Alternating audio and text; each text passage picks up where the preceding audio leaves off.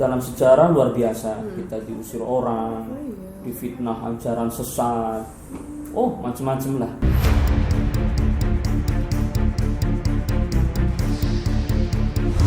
Ansor itu di Bangka ditolak kegiatan ini, padahal hanya mau mengibarkan bendera merah putih.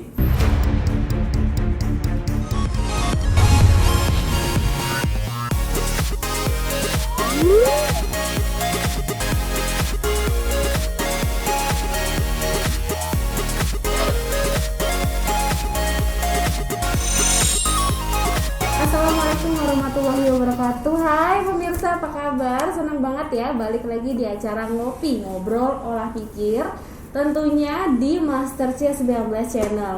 Nah, untuk episode kali ini seru banget karena kita bakal ngobrol-ngobrol sama tamu kali ini tuh jauh-jauh dari Bangka Belitung. Seorang kiai juga dan menginspirasi, apalagi kalau di bidang UMKM.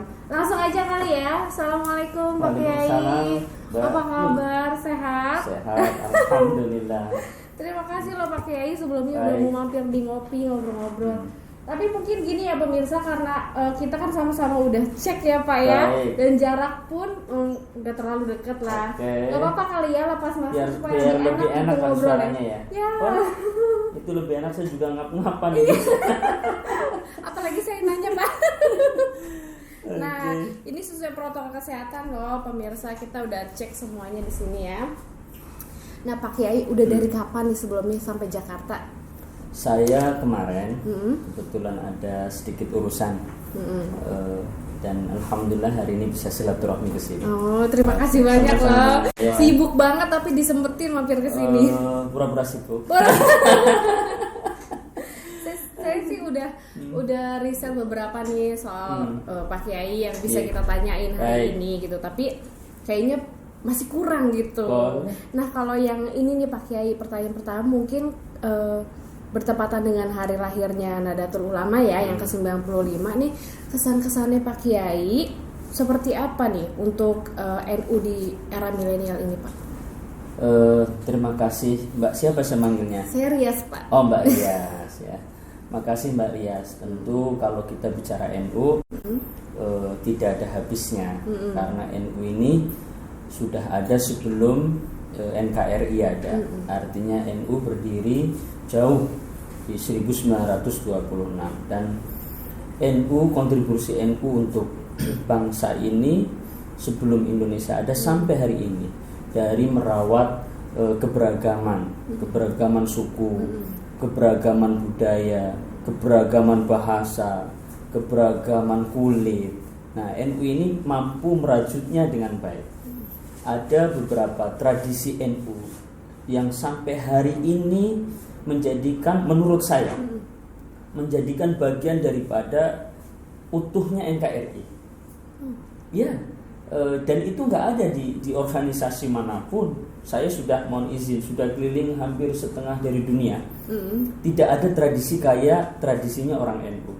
Orang NU ini sangat senang dengan silaturahmi. Dan kalau silaturahmi nggak jauh dengan makan-makan. Ya, dari umpama orang hamil, ya, orang hamil 4 bulan, ada yang 4 bulan, ada yang 7 bulan. Dia acaranya makan. Ya, walimatul hamli, makan. Hamil kemudian lahir, akikah, makan lagi, ya. Gede dikit, ulang tahun, makan. Nah, gede dikit lagi sunat, makan. Gede dikit lamaran, makan. Gede dikit lagi nikah, makan. Nikah lagi, makan juga ya. Makan juga. Dan makan ini bahkan merajut tali silaturahmi yang sangat luar biasa. Ketika diundang untuk contoh kayak di Pangkal Pinang ada tradisi namanya nganggung. Nganggung itu adalah orang kampung bawa tempayan, bawa makanan ke masjid. Itu setiap 7 hari, 40 hari dari melahirnya dari meninggalnya seseorang. Dan itu ketika ada di situ selama acara itu siapapun boleh makan. tidak mengenal orang Jawa, orang Bangka asli, orang Melayu duduk situ, orang Medan makan. Nah, dari situ maka silaturahmi tetap terjaga. Ini yang luar biasa di NU. Saya nggak mau cerita yang jauh-jauh lah, yang sederhana ini aja sudah susah dibayangin, gitu. Coba kalau sampean ke Arab Saudi, nggak ada kayak gitu. Sampean ke Eropa, ya orang Indonesia ini, ya, ini ajaran Wali Songo, ajaran ulama-ulama kita. Coba Mbak ini kalau ke mana? Ke Singapura, ya negara tetangga yang kecil bener itu ya.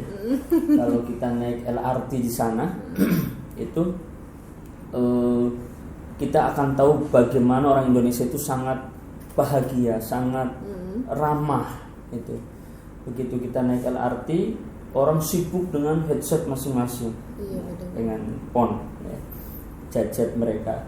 Begitu masuk Mbak Rias dan kawan-kawan, baru 3 orang saja, wah cekikakan, ketawa gede, rame. Itu pasti orang Indonesia, nggak mungkin orang lain itu. Bener. Ya. Jadi dari hal kecil itu ya Pak ya, maksudnya jangan di highlight ini acara apa, tapi dari acara itu kita itu merajut NKRI. Bener. Coba saya selalu bilang dengan teman-teman, kalau tradisi ini, kebiasaan-kebiasaan di masing-masing daerah itu hilang, maka silaturahmi akan mulai pudar dan Indonesia akan mudah digrogoti, dipecah belah, akan jadi chaos di mana-mana. Tapi karena NU masih kuat hari ini, NU, ulama-ulama NU masih santun dan selamanya akan santun insya Allah, karena sanad keilmuannya jelas, beda dengan ulama tanda kutip ya, yang tidak bersanad, maka ajaran-ajarannya tentu akan santun sesuai dengan ajaran Wali Songo. Benar. Yang penting silaturahmi kita tetap terjaga gitu. Nah, nih Pak Kiai kan Pak Kiai juga sudah tercatat sebagai ketua PWNU termuda dalam sejarah. Itu luar biasa loh Pak. Yang bener hoa kali. Saya udah riset Pak, itu kata Google begitu semua. Google-nya berarti bohong ini. Nah, Pak Kiai gimana sih Pak perjalanannya bisa menjadi ketua PWNU di Bangka Belitung nih Pak? Saya dari terlahir sudah darah NU. Abah saya adalah alumni Lirboyo. Dulu juga seorang Banser, Ansor Banser waktu zaman Yai Idham Khalid. Abah saya alumni Mbah Makhrus Ali Lirboyo. Tentu mengalir dari nenek moyang kami adalah darah NU. Kemudian kami mesantren di pesantren NU. Sampai kami di IPNU, di pesantren, dididik. Nah, puncaknya adalah ketika saya disuruh dakwah ke Bangka Belitung. Sebenarnya saya tidak ada kepikiran ke Bangka, karena saya dulu sudah jadi pengurus MWC di Jakarta Timur. Dulu 15-16 tahun yang lalu, 15 tahun yang lalu, masih muda juga itu. Ya. Jadi kami sudah di MWC dulu sering ketemu dengan para yai NU. Kemudian kiai saya ketika saya membangun sekolahan, membangun madrasah di Cibubur, mengutus saya untuk pergi ke Bangka Belitung. Dalam sejarah luar biasa, kita diusir orang, difitnah ajaran sesat, macam-macam lah. Ya, pokoknya sampai pernah dilemparin batu. Pak. Ya. Lagi ngimamin sholat raweh, diteriakin sama pendatang sesat. Ya, tapi saya biarkan saja. Itu sekitar tahun berapa Pak? Saya 11 tahun yang lalu. 11 tahun yang lalu. Nah, 2 tahun yang lalu kurang lebih ketika ada kirab satu negeri. Ini sudah saya potong nih cerita panjangnya ya. Kirab satu negeri itu yang diadakan oleh Ansor. Ansor itu di Bangka ditolak kegiatan ini, padahal hanya mau mengibarkan bendera merah putih. Ditolak habis, sampai acara-acara yang sudah akan diadakan di beberapa tempat, termasuk di alun-alun, di lapangan Merdeka, di masing-masing kabupaten kota dibatalkan semua.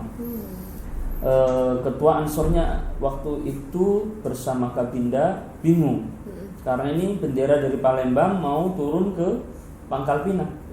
Nah, akhirnya sowan ke saya sebagai GNU. Saya bilang oke, acara tetap berjalan di pesantren. Akhirnya di pesantren saya acara kirab Catur Negeri diadakan dan alhamdulillah pesantren saya didemo. Oh iya, karena mengadakan acara itu. Iya, padahal nggak ada corona ya Pak, nggak apa-apa. Ya, 2 tahun yang lalu. Ya, itu sekitar 500 orang lah. Wow, banyak. Ya, dari kelompok 11 ya, HTI, ya luar biasa. Saya di demo, pesantren saya demo dan acara tetap berjalan. Di backup oleh Korem, oleh Polda di situ, alhamdulillah. Dan dari situ saya sebagai GNU tentu makin booming kan, iya kan? Benar-benar hikmahnya itu. Nah, terjadilah NU sebelum saya itu di caretaker. Saya tidak tahu apa sejarahnya, tetapi konon katanya masih ada beberapa cabang di Bangka itu yang terpapar, yang fikrohnya, harokahnya, amaliyahnya mungkin ada yang berbeda dengan harokah NU, ya ada yang berbeda dengan fikrohnya NU. Maka akhirnya diputuskan di caretaker. Setelah di caretaker kan diambil oleh PBNU nih, diadakan konverwil. Terpilihlah saya tidak minta, saya diajak oleh teman-teman, diminta oleh Gus Aizuddin yang datang mewakili PBNU, ada Mas Robikin dan teman-teman di PBNU. Akhirnya bismillah, karena ini amanah ummah dan NU harus tetap ada di Bangka Belitung. Luar biasa ceritanya panjang. Tapi saya nggak nyangka loh kalau 11 tahun lalu tuh agak susah juga ya membawa NU ke Bangka Belitung itu.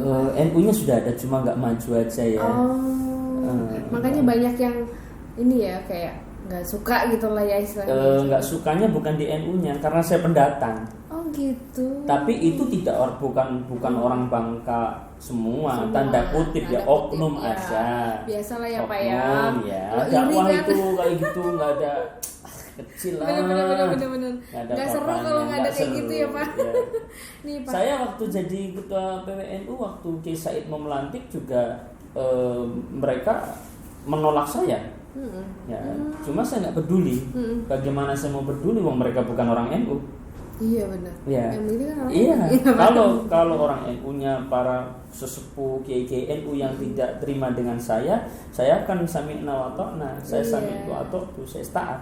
Tapi bukan orang NU, orang HTI, orang lain dan sebagainya. Saya bilang bukan dapur kita, ngapain ngurusin dapur kita? Iya benar. Kok dia yang heboh ya? Nah makanya saya live mas go on aja. Iya betul. Dan saya paling seneng kalau ada gerakan-gerakan yang menolak. Oh gitu. Ya. Karena itu tantangan. Oh iya benar. Iya. Ya. Jadi kita lebih kuat. Memang Mbak nggak suka ya yang ditolak-tolak gitu ya? Saya maunya nolak gimana Pak? Ini hanya untuk orang dewasa ya. Orang kecil-kecil bawah umur itu diam aja. Kalau ditolak terus ada tantangannya gitu loh kalau ditolak. Dan kita udah bersuami belum sih? Udah Pak. Oh gitu. Ya. Kita lanjut nih Pak Boleh. ya. Nih Pak Kiai kan pengurus pesantren. Nah pesantren itu unik karena juga diajarkan kewirausahaan ya Pak ya. Saya penasaran nih Pak, ini apa ya latar belakang atau motifnya apa sih Pak? Kenapa kok nggak misalnya kan ngaji ini gitu ya? Ya kalau ngaji tidak hilang di pesantren. Kajian kitab kuning, ciri khas NU tidak hilang di pesantren. Saya sendiri mengajar. Saya mengajar beberapa kitab Mu'tabarah yang besar. Saya juga mengajar setiap habis subuh, habis maghrib, habis isya, kajian-kajian kitab. Tetapi saya berpikir bahwa santri jangan hanya bisa mengaji, Ya, dengan perkembangan zaman, saatnya kita menguasai ekonomi. Bahwa santri juga bisa berbisnis. Maka saya mempunyai konsep pesantren entrepreneur. Ya, biasa. Jadi konsep ini yang saya ajarkan dengan para santri. Santri kami ada yang kemarin sampai bikin akuarium, aquascape, juara 2 se-Sumatera gitu kan. Nah, dengan bikin seperti itu kecil dengan harga yang jutaan dan sebagainya, modalnya cuma seberapa. Ya, paling tidak setelah mereka keluar dari pesantren, mengajarnya tetap dan dia tetap menjadi pengusaha apapun itu, sehingga ketika mengajar, ketika dakwah, ceramah, dia nggak mikir amplop. Iya. Ya. Betul. Mikir isinya. Tapi dari luar, bukan dari gitu. dipanggil. Nah, dari si entrepreneurnya itu ya Pak ya. Isinya tetap dipikir, tapi dari usahanya gitu loh Pak. Tapi itu dari tahun berapa sih Pak? Mulai ada kewirausahaan masuk ke saya dari kecil sudah memang jiwanya bisnis. Ya, waktu kami mesantren, saya mesantren. Saya mesantren di Bumiayu, saya murid Kiai Jaminuddin Masyudi. Waktu pesantren saya itu pelosok banget. Maaf ya Pak Yai. Memang pesantren saya pelosok banget di Bumiayu. Jadi zaman itu setiap bulan saya itu ngumpulin teman-teman sepesantren untuk nabung kalau dapat kiriman. Ya. Jadi siapa yang dapat kiriman saya mintain 5.000, 10.000. Saya tabungkan di saya.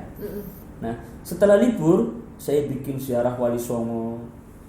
Zaman itu belum ramai kayak sekarang, ziarah Wali Songo, punya anpis dan sebagainya. Masih pesantren itu, level SMP, MTS.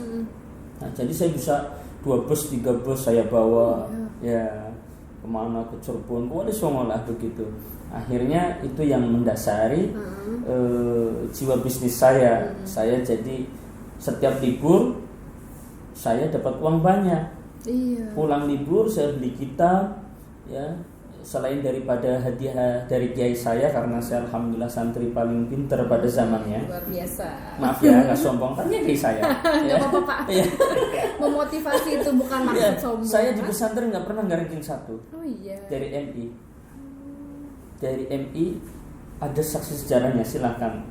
Jadi ranking 1 terus. Ya. Jadi cuma saya masih 1 juga. Yang itu nanti di tek-tok. Jadi di situ saya mulai bisnis. Akhirnya bisnis traveling ini sampai hari ini.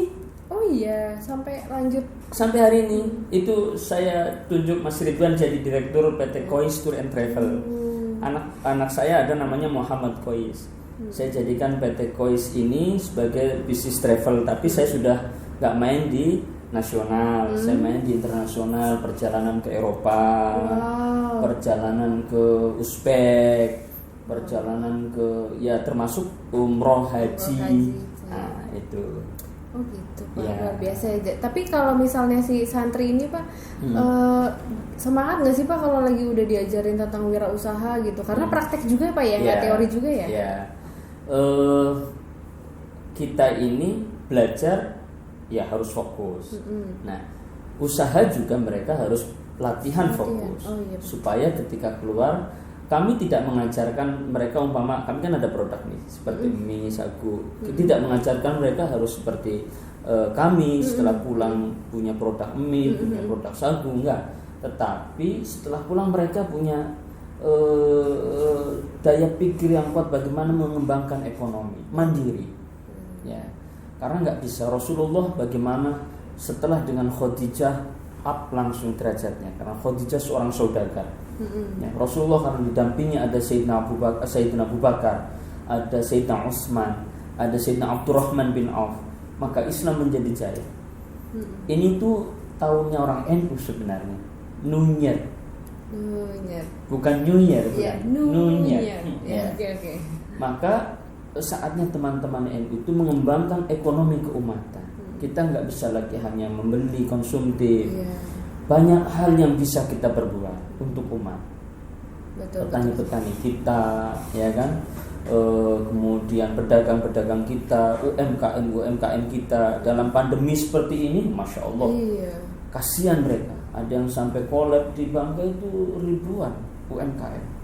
Iya, saya lihat dari data binaan PT Timah itu ada collab dengan kondisi kayak gini.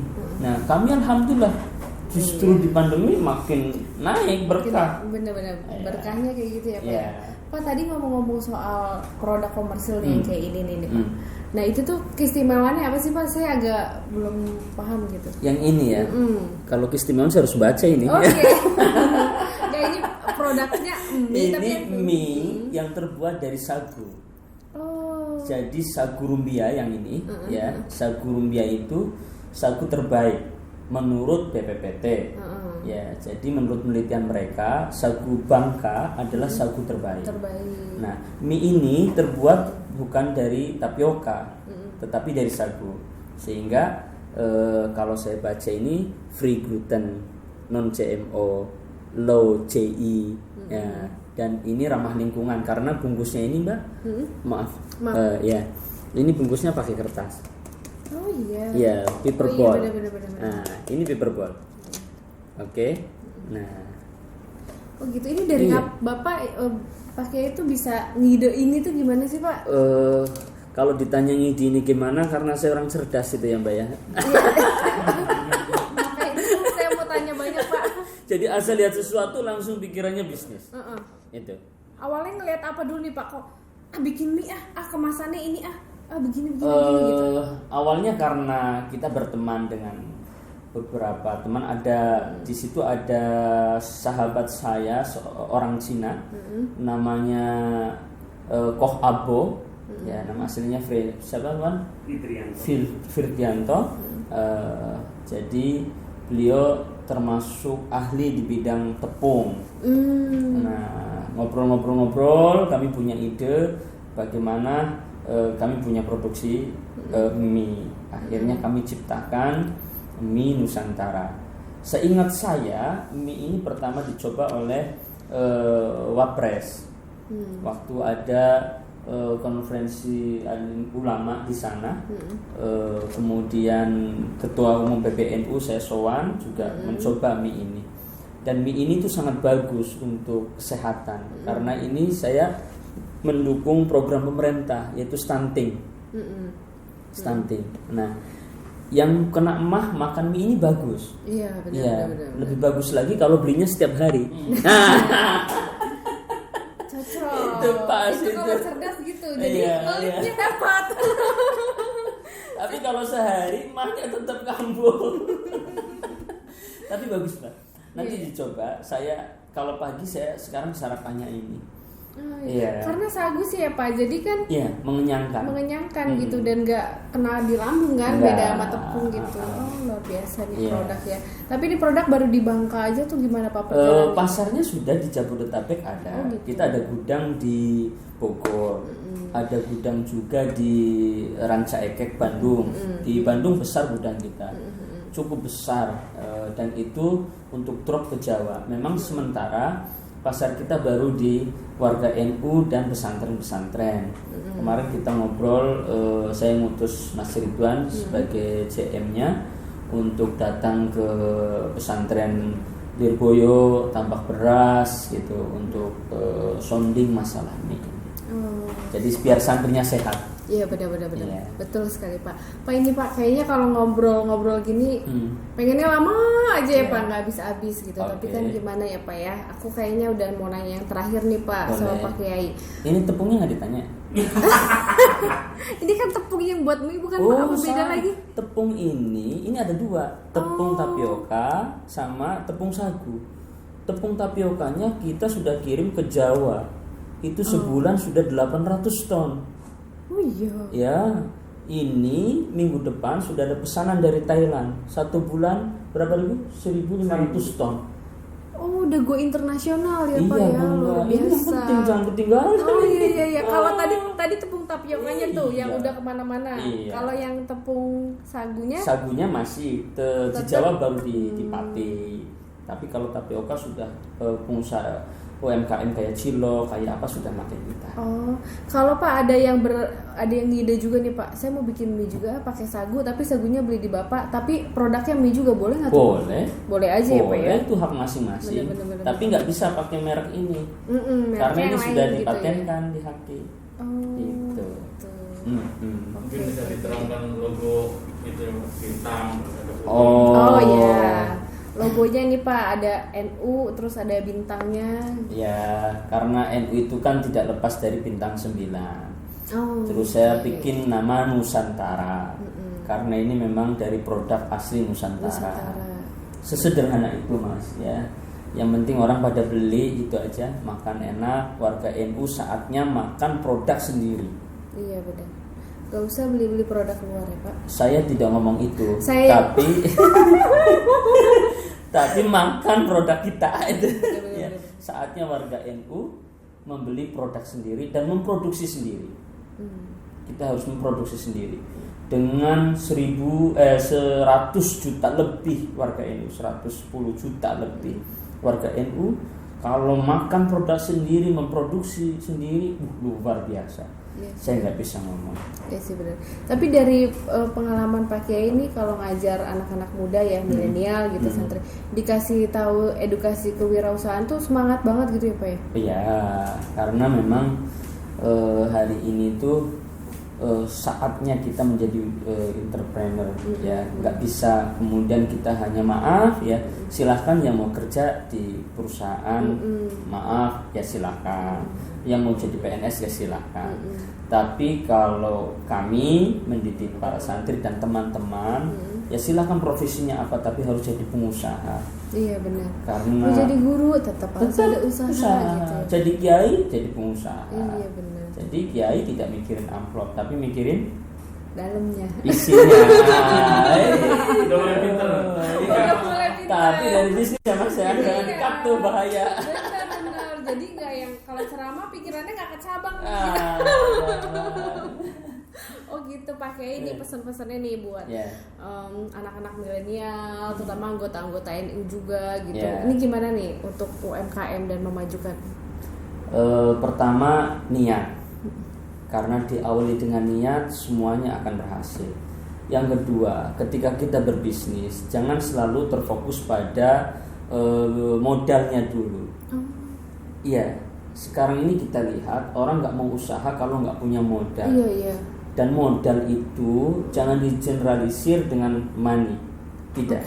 Ya, tapi kepercayaan diri, trust, ya. Ketika kita jujur kepada orang, maka luar biasa. Ya, kita insya Allah 3 bulan yang akan datang, NU Babel akan mengeluarkan biskuit, Nusantara biskuit. Nah, ini tidak pakai modal, hanya kepercayaan. Contohnya Pak, langsung kepo. Contohnya gimana? Contoh maksudnya kayak gimana caranya bisa? Loh, kalau kita bekerja dengan orang, bekerja sama, umpama ada perusahaan, kita tawarkan program kita, bro, kita punya warga yang banyak, ya kan? You produksi produk kami, kami yang memasarkan. Saya beli itu setelah kau produksi, setelah produksi kita jual, kasih tempo, ya, dan kita bayar sesuai dengan janji kita. Nah, umpama dikasih tempo 3 minggu, 21 hari. Sebelum itu kalau bisa kita bayar.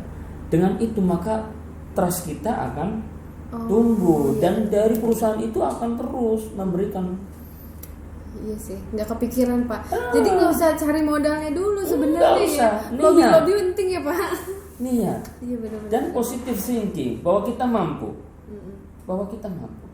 Ya, kalau orang lain mampu kenapa kita enggak? Iya benar. Makan sama nasi. Iya benar. Tidur sama ya kan benar. Kan NU itu biasanya Jawa ya. Identik NU Timur. Tapi kenapa menurut pengamatan Pak Kiai ya, kenapa kayak ini inovasi-inovasi seperti itu justru munculnya di Bangka gitu atau di itu? Kenapa bisa begitu? Saya pikir itu leader ya. Jadi masing-masing leader punya bagaimana cara memimpin. Kalau saya pribadi fokus di, kan ada 3 program NU. Pertama kesehatan, pendidikan, kesehatan, ekonomi, keumatan. Kita sudah mulai garap semua. Rumah sakit juga kita sudah mulai garap. Ya, kita sudah mengelola rumah sakit yang sebelumnya milik orang Chinese, kemudian kita kelola menjadi rumah sakit Islam Nusantara. Dan itu di Bangka satu-satunya rumah sakit Islam milik kami. Ya. Alhamdulillah ya Pak. Itu kepercayaan. Benar. Kepercayaan. Kemudian ekonomi keumatan seperti tapioka ini. Bagaimana umat itu kenyang? Bagaimana umat itu cinta sama NU? Saya berusaha dari sektor ekonomi. Ini sudah menolong petani-petani tapioka, ubi. Ya, ribuan hektar. Ya, yang nggak punya modal, kita clearingkan tanahnya, kita kasih bibitnya. Nanti panen diambil sama kita. Nah, sapi kita lagi mulai. Ya, bagaimana pengemukan sapi. Ya, jangan kemudian dikasih sapi, disembelih, difoto, mati gitu kan. Ini udah selesai, kepercayaan habis. Makanya kita mulai membangun ekonomi seperti itu. Biasa dari hal-hal kecil tuh. Hal-hal kecil. Jadi saya pesan sama semua teman-teman, kader-kader milenial agar tetap punya niat dan semangat. Ya, karena itu modal pertama, positive thinking, bahwa kita mampu. Kalau belum apa-apa kita sudah bilang saya nggak mampu. Saya lihat, saya ngobrol di mana-mana, orang kalau mau usaha selalu duit. Iya. Saya juga gitu Pak sebenarnya sebelum ngobrol sama Pak Kiai ini. Iya, padahal saya membangun bisnis travel nggak pakai duit sama sekali, hanya ngumpulin uang teman-teman saya di pesantren. Kemudian setiap libur saya dapat untung banyak. Nah, kemudian saya ini minggu ini sudah keluar baju koko mereknya UJS. Ya, dan itu sudah mulai saya daftarkan di Haji Ustadz Zafar Siddiq. Keren bro. Dan itu bagus sekali untuk oleh-oleh. Saya kemas, packagingnya sangat cantik, bagus, lebih cantik dari Baria. Aduh. Saya harus undang dong Pak ke Bangka main-main. Oh, welcome. Tiket sendiri ya. Satu lagi Pak Kiai. Ya. Itu kan kayak tepung mie itu kan produk paling populer lah di Indonesia. Termasuk para pemainnya di belakangnya juga kan. Ya mungkin ada yang non muslim dan seterusnya gitu ya. Nah, Pak Kiai itu menganggap mereka kan udah pemain-pemain besar, itu sebagai saingan apa yang mengancam atau apa? Enggak, justru makin banyak pesaing, saya makin senang. Karena orang akan memilih produk kita. Betul. Kita ini harus yakin, ini yang salah nih. Rezeki ini sudah kayak seorang Islam, sudah dibungkus-bungkus oleh Allah. Jangan kita suudzon sama orang. Kemudian umpama Mbak Ria jualan kerupuk atau jualan mie, saya jualan mie. Saya yang laris Mbak Ria suudzon. Jangan-jangan itu melihara tuyul atau pesugihan atau punya jimat, enggak usah. Atau kirim berita hoax menjatuhkan, enggak usah. Mungkin Allah belum ngasih rezeki sama Mbak Ria. Nunggu saya mudik, saya pulang, saya tutup, orang kan belinya ke Mbak Ria semua. Disitulah Allah ngasih rezeki. Intinya percaya rezekinya nggak tuker gitu. Saya nggak pernah merasa disaingi dalam bisnis. Silahkan, saya punya travel, orang punya program apapun monggo, kita bermain di program. Kemudian saya punya bisnis ini, silahkan tapiokanya. Bahkan ada pabrik kertas juga sudah minta tapioka kita. Jadi kertas itu termasuk penghalusnya pakai tapioka mas. Ternyata tapioka kita bagus sekali. Oh gitu. Iya, nggak pakai Terakhir Pak, tips untuk Pak Kiai kan sangat percaya diri sekali gitu ya. Itu tips-tips untuk ya pemula yang mau usaha biar percaya diri memulai usaha. Begini, man arafa nafsah faqad arafa rabbah. Siapa yang mengenal dirinya maka mengenal Tuhannya. Mengenal diri kita dengan segala kelemahan kita di hadapan Allah. Gitu. Nah, kalau kita sudah mengenal Allah, mengenal Tuhan, maka apa yang menjadi ragu? Wong kita ini semua bagi Allah kecil. apa sih, cuma mie, cuma tepung, ya kan, cuma usaha-usaha yang lain. Bagi Allah kun fayakun, selesai. Nah itu yang harus dimiliki, mengenal diri dulu, ya, tumbuhkan percaya diri bahwa kita mampu, Allah ada. Kadang-kadang gawat ini banyak pemain besar, ya, tepung juga banyak. Di Lampung ada pemain besar, banyak yang ngomong ke saya begitu. Saya tidak, nggak apa-apa. Kalau mereka besar, kita juga harus besar. Kalau mereka bisa, kita why not? Kita juga harus besar. Oke Pak, saya terharu Pak sampai. Silakan menangis ya. Pak Kiai, makasih banyak nih ngobrol-ngobrolnya. Saya jadi tahu ya, kalau mau usaha tuh yang penting niat, modal itu nggak perlu uang, nggak selalu uang gitu kan ya Pak. Dan sungguh-sungguh percaya Allah tuh bantu gitu ya. Ini luar biasa banget Pak ngobrol-ngobrolnya kali ini. Semoga menginspirasi semuanya juga ya Pak Kiai. Terima kasih sekali lagi buat waktunya Pak Kiai. Thank you semuanya. Iya, terima kasih. Wassalamualaikum warahmatullahi wabarakatuh. Waalaikumsalam warahmatullahi wabarakatuh.